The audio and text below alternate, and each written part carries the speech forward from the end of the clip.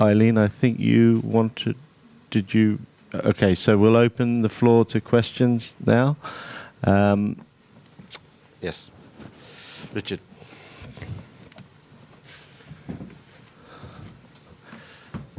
And especially for Richard, one question only. I'm sure you'll be able to come back. Okay. Okay, if I only get one question. Having described these potential earthquakes, could you tell us what their potential physical effect might be on an actual nuclear plant like Sendai? So obviously at Fukushima Daiichi, the catastrophe was caused when a tsunami knocked out the cooling system. Is that the kind of thing that might be inflicted upon Sendai by such an earthquake? Or is it more likely to be damage to the reactor flask, or something more like exposure of spent fuel rods? In other words, these theoretical earthquakes, what effect could they have in practice on the structure of the Genpatsu?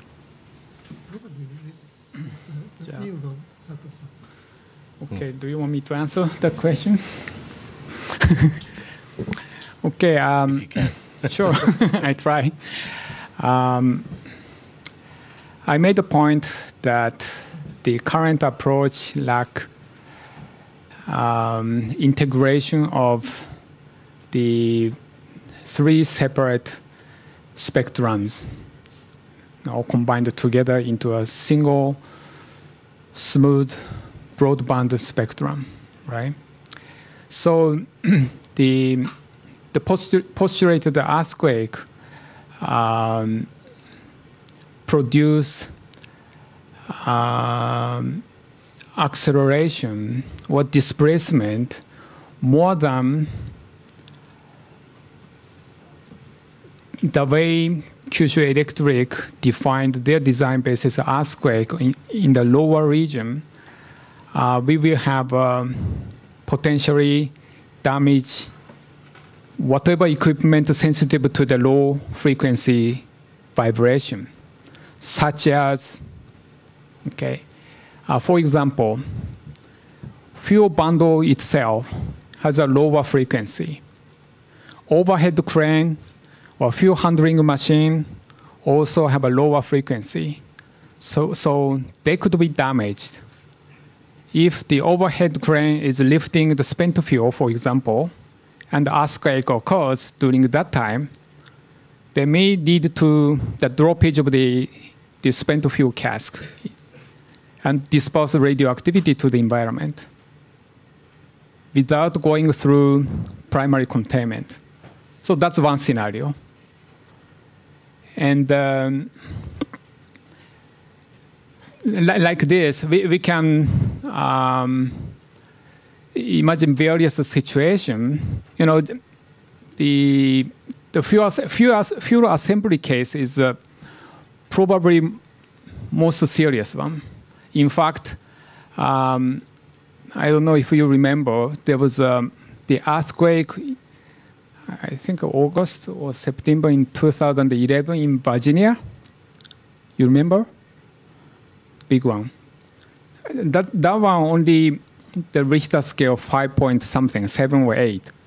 But that was the big enough to cause the vibration to the North Anna reactor, resulting in the big spike of neutron flux or reactor power, because the vibration disturbs the flow, the axial flow through the reactor core, somehow cause the addition of reactivity into the core. So that's something scary, potentially resulting in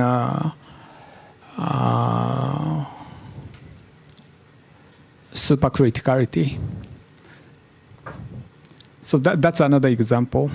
And we the people observed that event actually in 2011. So things like that. Okay. Yeah.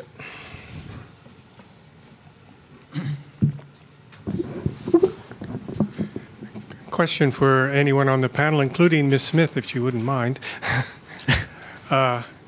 Since you seem to feel that the court didn't consider all of the considerations of the seismic, do you have any plans to petition the court to reopen the case or have a legal avenue in which to get the Kagoshima District Court to rehear your injunction?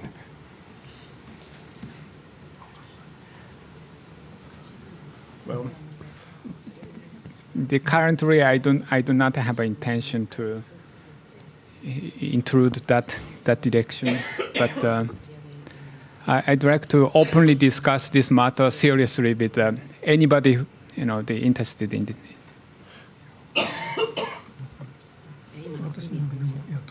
I think just for a factual matter here, it was residents who brought the lawsuit, and it was actually an emergency ruling last week, which is part of a wider lawsuit. So you're not party to that, is my understanding. If somebody, to make a lawsuit, I will support it forever. すいません、日本語で答えますけど、私はその原告というか債権者ではないので、今のご質問には何とも答えられませんけども。I am not a plaintiff in that injunction lawsuit, so therefore I cannot respond to that particular question because I was not actually the party that filed the lawsuit. 付け加えますと、少なくとも行政不服審査法という日本の法律がありますけれども、その法律に従って異議申し立て、NRA のレビューのリザルトに対する異議申し立てというのができるんです。で、私はその異議申し立て人の一人として実際異議申し立てをしました。で、NRA でプレゼンテーションもしました。There is a law by which you can file an administrative complaint for a government decision, and this was filed for Sendai NRA review.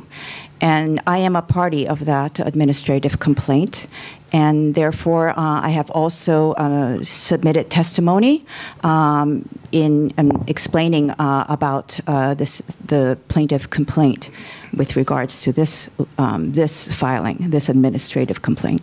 で、その異議申し立てをしたのが去年の11月の確か7日か8日で、私が NRA でその直接プレゼンテーションで説明したのが今年の1月24日ですでに3ヶ月以上だいぶ遅れて行われたプレゼンテーションからも3ヶ月以上経ってますけども、まだ何の回答もないです。This administrative complaint was filed by many people. By 1,500 people on November, I believe, the 7th or the 8th of last year. I gave testimony, my arguments, on January 24th in front of the NRA, the Nuclear Regulation Authority. So there was, first of all, a 3-month lapse after filing to be able to have testified. And then now months have passed, 3 months have passed, and yet there is still no response from the NRA regarding the issues that I addressed. Thanks for clearing that up, Yuri.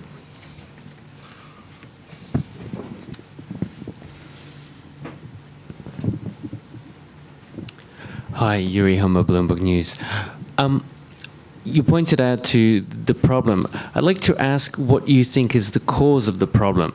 Is it that, as previously, before the Fukushima, there was a lot of criticism about the regulator being complicit with the industry, that the regulator isn't independent enough, they just follow whatever the companies say. So do you feel that's the case this time, that the NRA is simply taking the arguments of Kyushu Electric without making self-judgment, or is the factor that NRA lacks the kind of experts that can make their own assumptions and therefore be truly independent scientifically?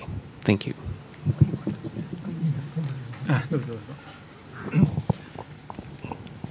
その企業寄りの体質というのは、福島第一原発事故の前よりは前ほどひどくはないんではないかとは思いますけれども、やっぱりその現在の政権の下でですね、その原発回帰、原発に戻ろうという現在の政権の下で、その再稼働リスタートの第1号としての仙台原発をなんとか早く再稼働させたいという、なんかそういう暗黙の気持ちというか、あるいはプレッシャーが NRA に働いてるんではないかなという印象は持ちます。それからもう一つ。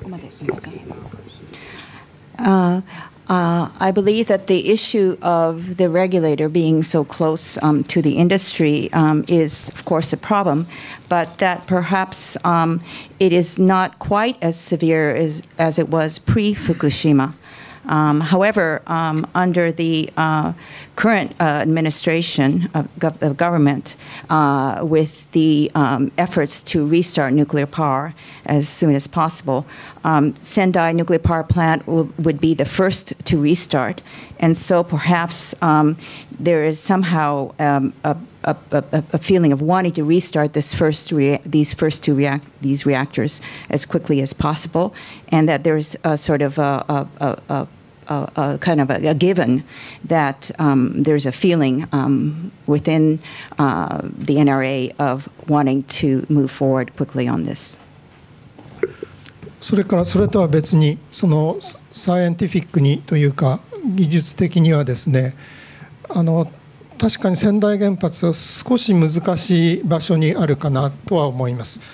というのは、その福島第一原発みたいにそのプレート境界に直接面している、あるいは浜岡原発みたいにプレート境界面の上に乗ってるとか、そういう位置ではなくて、確かにやや離れてはいる。それでその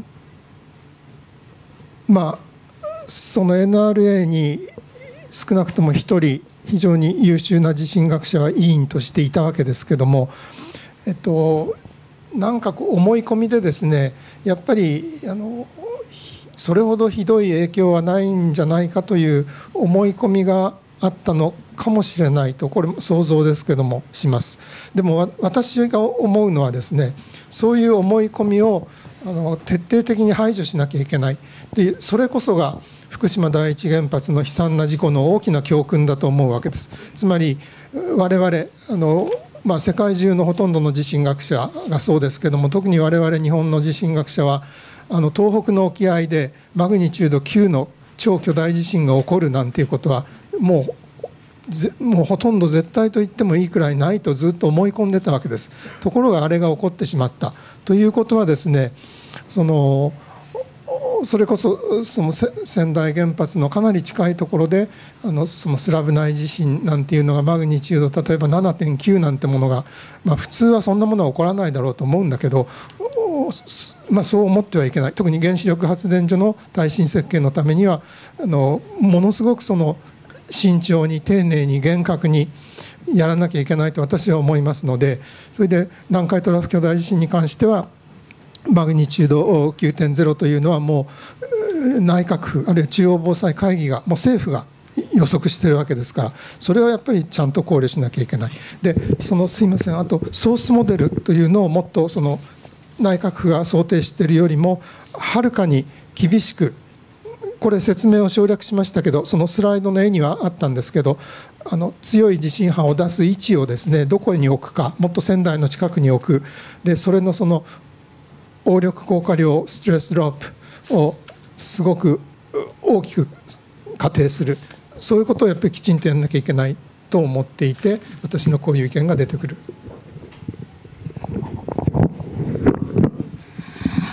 Technically technically speaking, the Sendai nuclear power plant site is a little bit more difficult than, for example, the Fukushima site or the Hamaoka site, which would be facing the plate border, where the two plates meet, or actually on it. In the case of Sendai, it's somewhat separated from where the two plates meet, so it's a little bit more complicated. But and there was one very, very knowledgeable, very good seismologist that was on the NRA previously, but I believe that he had some kind of like a prejudgment or a kind of a prejudice that probably something like this would not happen, that serious would happen, and that he bases judgments on that assumption. But I think that that it's very important for all of us experts to get away from these kind of prejudgments or assumptions, because it's very important to have learned from the Fukushima accident.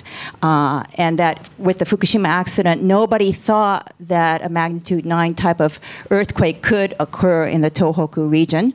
And everybody thought, oh no, it can't happen, but it indeed did. And therefore, it is possible ultimately to have something like that happen. So we have to change our thinking and into believing that all these calculations, perhaps something like this could happen. So that interslab, thank you. The interslab 7.9 also that it is actually can happen, and that usually is excluded, but we should not exclude that kind of type of earthquake, and that for when it comes to seismic capability of the plant and being able to resist earthquakes, we have to be extremely cautious, and therefore. For example, the Nankai Trough earthquake, actually the Cabinet Office has examined it, and it actually can be magnitude 9 earthquake, and we have to take this very seriously. And finally, I would like to say that the model for the source model, also the Cabinet Office, the Cabinet Office just gave a general picture of the Nankai Trough. But we have to be very specific about the source model because it's a nuclear power plant and examine what the source model will be for that site, and that hasn't been done. So we have to be much more stringent. Okay. Thank you. So you mentioned Hamaoka, you mentioned the Fukushima stations. Does this apply to all nuclear power plants in Japan, essentially what you're saying? And by extension, are you saying Japan really has no business to be in nuclear power?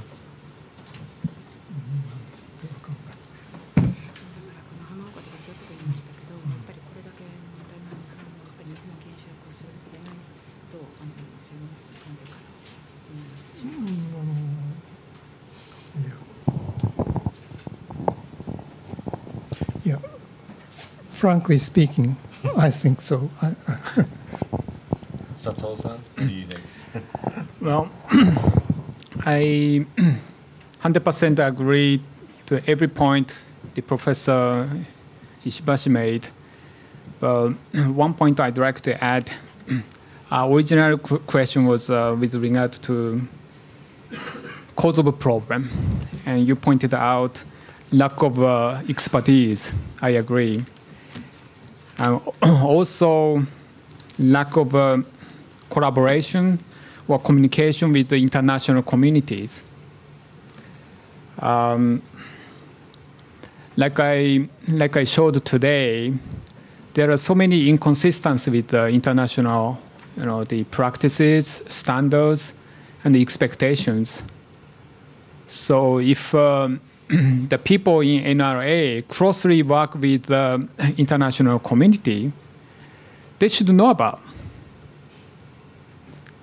There's nothing new. Like I said, I'm not a seismologist.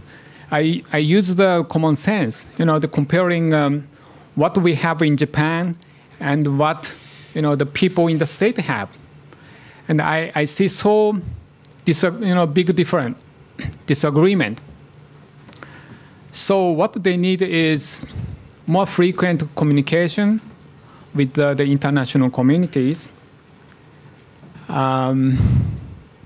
Also, the international peer review.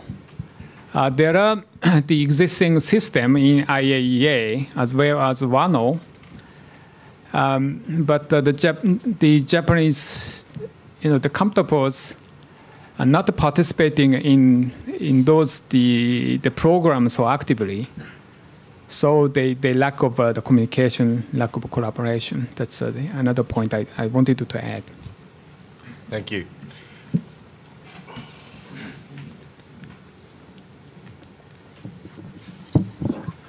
Süddeutsche Zeitung Neidhardt. Ishibashi Sensei, you have been on some of these committees, expert committees before 2011. So you probably know some of these people personally. Do they not understand the problem? Does Tanaka not understand the problem? Or you probably see them from time to time privately. How do they react to your alarming statements?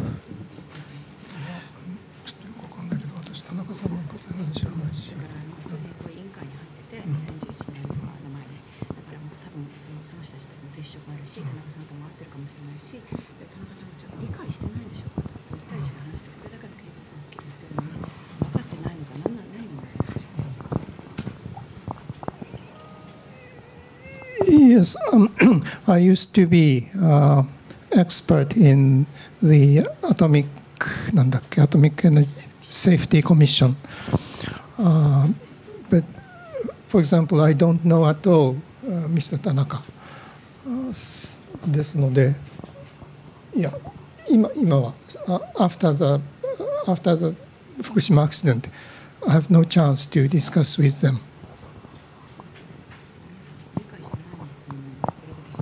And I think, I don't know, but probably Mr. Tanaka, chair of NRC, is maybe extremely busy. and he's not a seismologist at all. So I think he doesn't understand seriously this problem, I'm afraid.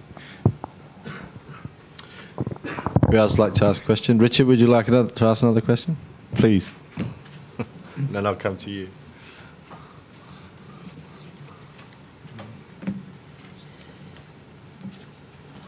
Thanks. So the government is obviously set on restarting reactors in the future, and there's a good chance that eventually that will happen. But by the time they are turned back on, they will have been turned off for several years. And I understand that there's a problem with that, or there could be an engineering problem for reactors that have been dormant for a long time to then switch them back on. And perhaps Sato-san could describe that. And then little half question, what's the potential for an eruption of Sakurajima to damage Sendai plant? That's a little question. Okay. Yes, the oil plants in this country have been shut down for 4 years, over 4 years. There are many examples like that over the world. And one of the lessons learned from the startup after the long outage is occurrence of many, the minor failure, and people forget the procedure to follow, and some people are retired So there's the gap of knowledge management and knowledge transfer, potentially result in human errors. So many scrums, many transient, many troubles. I will not be surprised to see, the couple unscheduled scrum shutdown soon after startup, statistically based. So don't be surprised.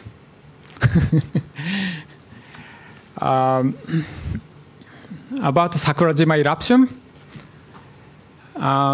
there's the scientific scale to represent the degree of, the magnitude of eruption, the VEI, volcano eruption index. This is defined by the amount of ash, the exposed from the mountain. According to NRA standard, VEI 6, which means 100 cubic kilometer of ash. And they say beyond that, we have trouble. Below that, we have no problem. Do you believe that? It's on or off. The below 100 cubic kilometer, nothing. And above that, we have a problem. The reality is not as simple as like that. There are a lot of effects and synergetic effects as well expected, like ash depositing on the transmission line and absorb some moisture. It will immediately cause the ground fault and shut down the off-site power. Also, the ash will be, the clogged in the ventilation system filter to the emergency diesel generator. You know how serious, how sensitive to the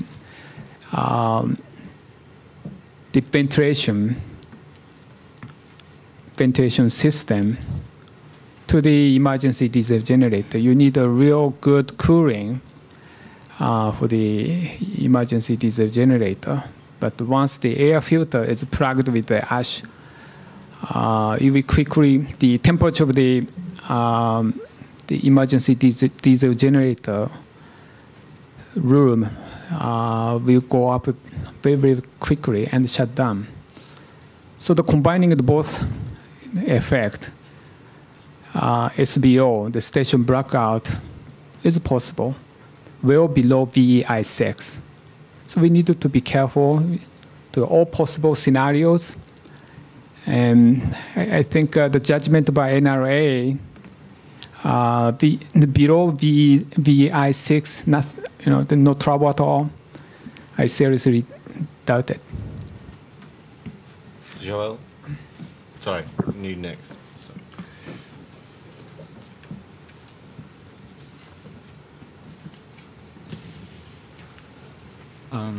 Joël Lejean, RTL and BFM TV from France. According to what you said, precisely, we've been talking about, we've been focusing about the restarting of some reactors like Sendai, but as we've said, there are other reactors which are sleeping now. And providing what you said now, I mean, are there some reactors that we should focus particularly because they could eventually generate some troubles in case of earthquakes or other things because of, let's say, the fuel which is stored there, or the situation that is maybe not really strengthened in those reactors. In other parts than Sendai, we have 48 reactors in Japan. Are there some reactors which you think are a danger today?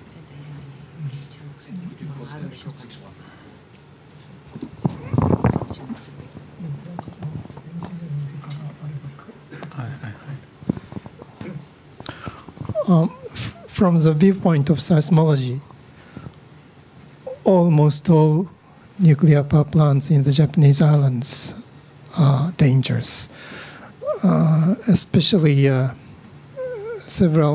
few nuclear power plants in the Wakasa Bay region, because there are many active faults and a lot of historical earthquakes, and for a long time, seismically rather quiet period has lasting. So such a place is dangerous from the viewpoint of earthquake occurrence. So, and so for example, Kashiwazaki, Kariwa, and Tomari in Hokkaido, and Shimane in the Shimane prefecture. Yeah, I think almost all nuclear power plants in Japan should be examined very, very carefully. I don't say that all of them should be stopped, but anyway, we must be very careful for almost all plants.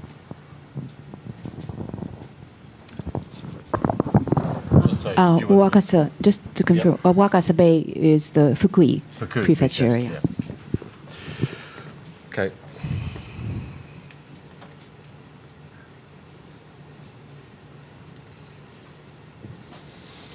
Siegfried Nilfriedhansen from Germany.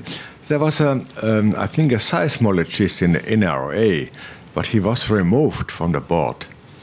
So did it have any consequences for the decision-making in the NRA? Did it help to lower the standard of to make the earthquake security? That's the removal of this seismologist from the board? 仙台の結論は彼のいる時に出た。Well, except that the Sendai nuclear power plant NRA review decision was handed down when the seismologist was on the NRA, when he was on the NRA, when he was a member of the NRA. We're talking about Shimazaki, right? Shimazaki. Yes. Okay, Peter.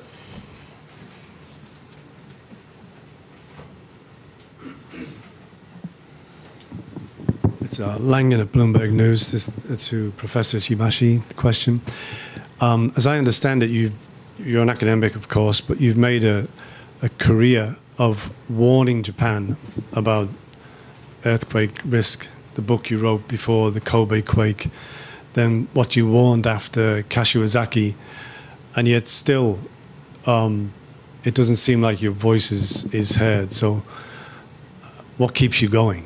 I mean, are you an optimist?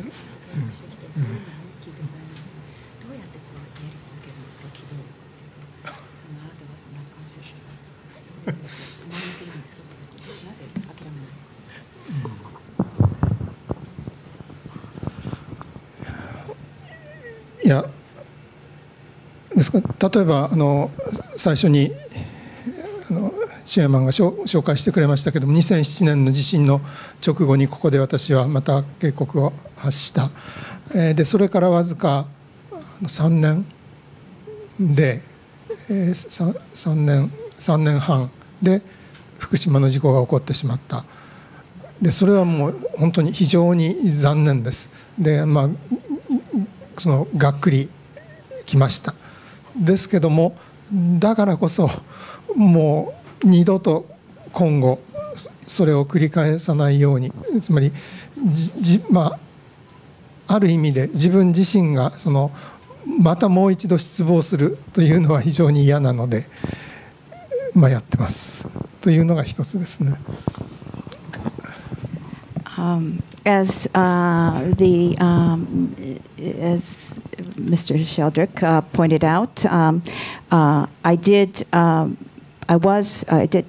speak at the FCCJ at a press conference in 2007, warning that if the concerned voices regarding the danger of a nuclear power plant disaster as a result of earthquake were not heeded, we were headed for a disaster. And just 3.5 years after that, Fukushima Daiichi accident happened. And this was extremely unfortunate. It really dejected me very greatly. And that is why I do not want to give up. I continue to warn. I do not want to experience that again. And that's why I continue to warn, so that this experience of having warned and yet not have been able to stop a disaster would never be repeated again. And that is what keeps me going.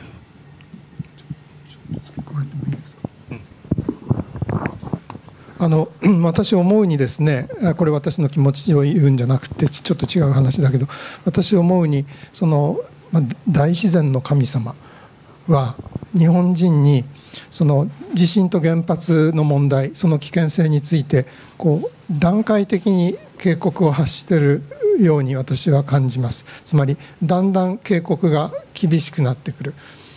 つまり、その基準地震動デザインベース DBGM を超えた事例が2003年なんかにもあったわけですね。でもその時は大事故にはならなかった。でそれが柏崎刈羽2007年にはかなりの事故になった。で大変に強い揺れが来た、直撃した。でそれがだから神様が少し強い警告を発した。でそれを日本人はでも見過ごしたので、今度はついに福島のような大変な警告だった。だけどあれはご承知のように放射性物質はほとんどが西風に乗って太平洋へ流れてしまったというような不幸中の幸いがいくつかあった。だからもっとひどいことが日本列島では起こりうる。だから原発の事故は決して地震によるだけではないけれども、地震による事故としてもっとひどいものがありうると私は思っているわけで、まだまだ自然の神様の警告は手加減をしてるんじゃないかと思うので、もっとそのことを、私はどっちかっていうとこの地上にいてものを考えているよりは地面の下で地震と一緒になって下から見上げてものを考えてますので、その地震の自然の代弁をもっと日本の人たちに聞いてもらいたいと思って続けているという面があります。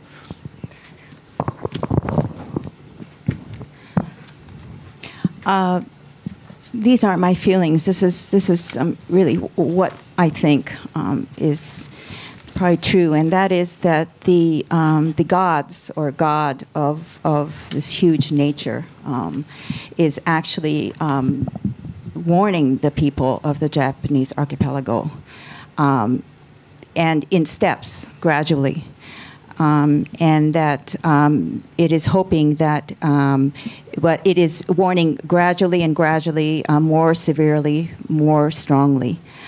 Because, for example, in 2003, there was an earthquake that shook a nuclear power plant where the design basis went over, the SSM, the standard seismic motion went over.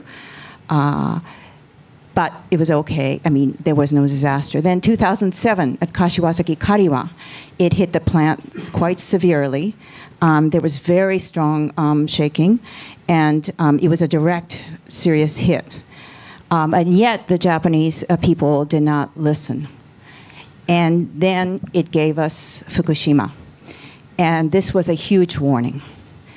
But with Fukushima, virtually all the radiation went out to the Pacific Ocean.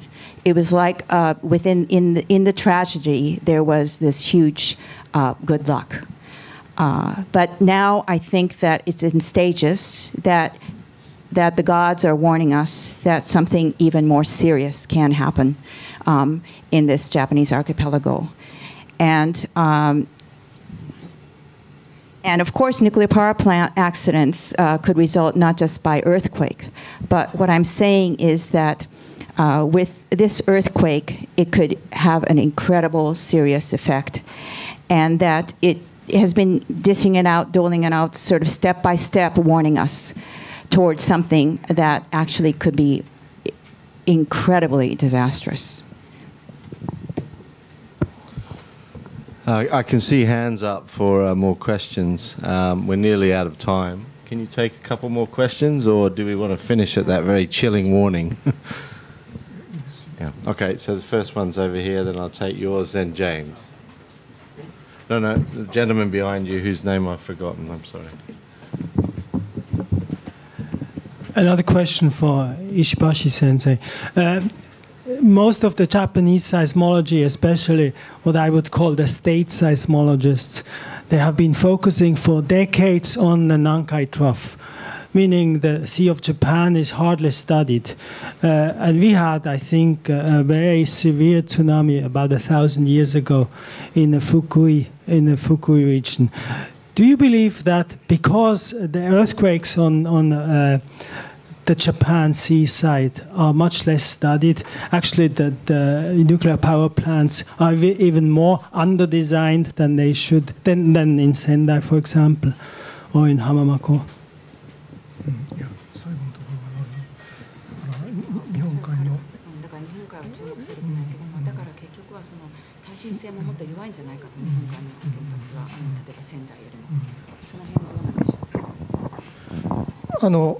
おっしゃる通りの面はあります。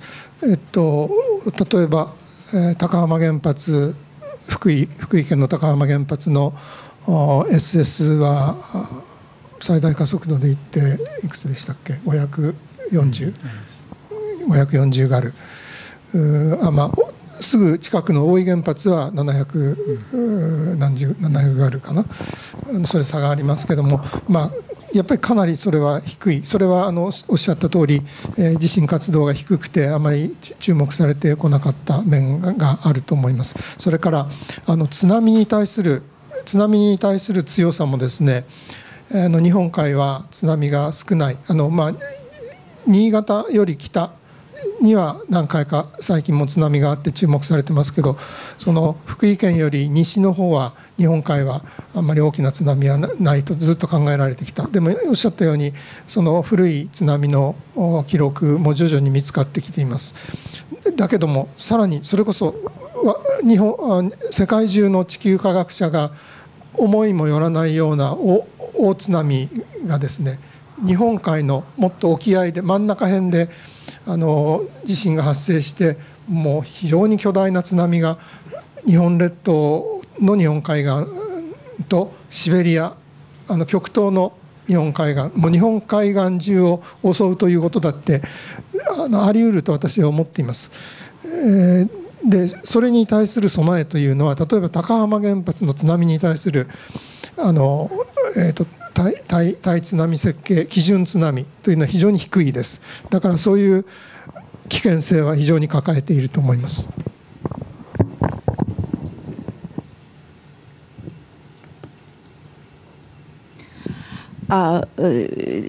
Regarding what the speaker just stated, yes, that is correct. There are aspects that the Japanese nuclear power plants facing the Japan Sea, the concerns have been underestimated, and therefore they are not as equipped. For example, the SSI for Takahama is 540 gal, and for OE plants, both on the Wakasa Bay and Fukui Prefecture, it's around 700 or something. So these are quite low figures. And the reason they are low is that it's basically it's considered that the Japan Sea, that area, there's lower earthquake activity, and so therefore there isn't that much of a concern. And however, with the tsunamis, for example, in the Japan Sea, although they are considered to be much lower from Fukui further southwest, there are high tsunamis north in the Niigata area, but they're considered lower and will not happen. High tsunamis will not happen Fukui and further southwest. But that, that's what's usually understood, but it could very well change. For example, there could very well be a very serious earthquake that occurs in the middle of the Japan Sea that could have cause tremendous tsunamis to go all over the shores along the Japan Sea, and then of course reverberate towards Russia, Siberia, the other side too. And this could very well happen. And so I think that we are not taking this issue as seriously enough, and that the standard for the kind of tsunami that could be expected at the Takahama plant is way too low. I'll give James this question, and if we've got time, as you've asked one, I can come back to you. James Sims, Forbes contributor and freelance journalist. I had a question regarding the diet report. That was basically the only one that spent a great deal of length looking at the potential damage from the earthquake or damage from the earthquake preventing safe shutdown of the plant. From what I have read and what I've seen, the NRA, as well as utilities, as well as I think most of the global regulators and industry, have basically said that we have not been able to find any evidence of damage caused by the earthquake at Fukushima Daiichi. So, you know, the plant, it basically did what it was supposed to do in terms of being quake-proof, not tsunami-proof, obviously. So I was just wondering if you could both comment on that, whether you think there are still more issues that need to be addressed regarding what happened at Fukushima, or that basically we should accept that there was no damage from the quake at Fukushima.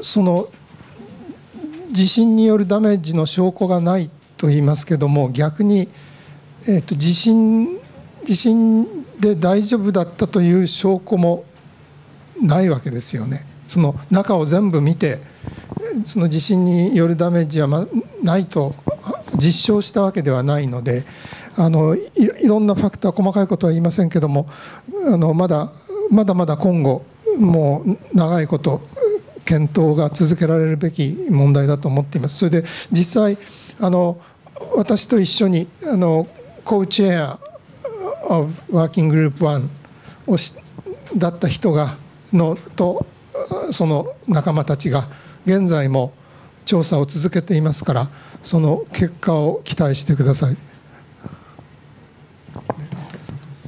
Okay.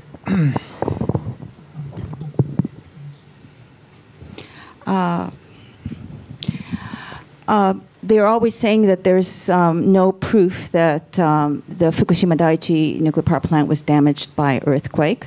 But I would like to state that there is no proof that it was not damaged by the earthquake. There has been no actual examination of the inside to determine that. And that's really important. In other words, we do not know. I think that this issue is very important, and it has to be really looked into in depth for a long time. Another person who was co-chair with me in the working group, and others of us, my colleagues, are continuing to research this issue. And please have good expectations about the kind of results that we will be able to produce. Okay, I have a kind of an objection to your statement that there's no earthquake damage. Seeing that there are significant damage observed at Onagawa, Fukushima Daini, as well as Tokai 2. It may be true to say there's no direct damage to the safety-related piece of equipment, but in combination with tsunami damage as well as hydrogen explosion, there's no way to make investigation into that particular plant. But with less acceleration, seismic acceleration, the Tokai 2 experienced the seawater cooling system, which supplies the water to the emergency diesel generator and shut down, the particular safety-related equipment. And there are many examples, seismically induced flooding. A lot of water, they flooded due to sloshing effect from the spent fuel pool. And the low pressure turbine damaged so severely. And fire accident at Onagawa. What else? Many, many examples. So it is not accurate to say there's no damage at all at the Fukushima Daiichi, the plant. Seeing so many examples of damage at other site. It's simply because we cannot make an investigation in that particular site due to high contamination of the accident. We're 10 minutes over. Do you have time for one more question? Okay.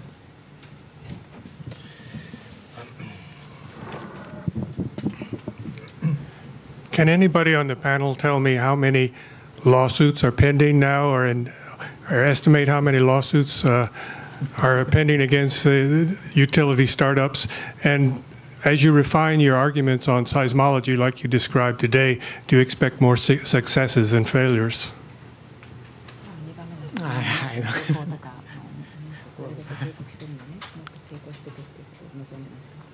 Should I answer that question about the lawsuits? Yes, please, Eileen. Very quickly about the lawsuits. There are lawsuits filed for every single nuclear reactor in Japan. So that's the answer to maybe that question. And also for the Sendai lawsuit, the plaintiffs will be filing an appeal.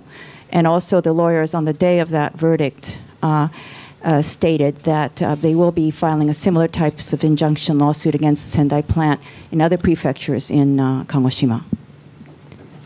Thank you very much for that point of clarity, Eileen. And thank you to you both, to all of you. Again, we've heard a very stark warning about the potential for disaster.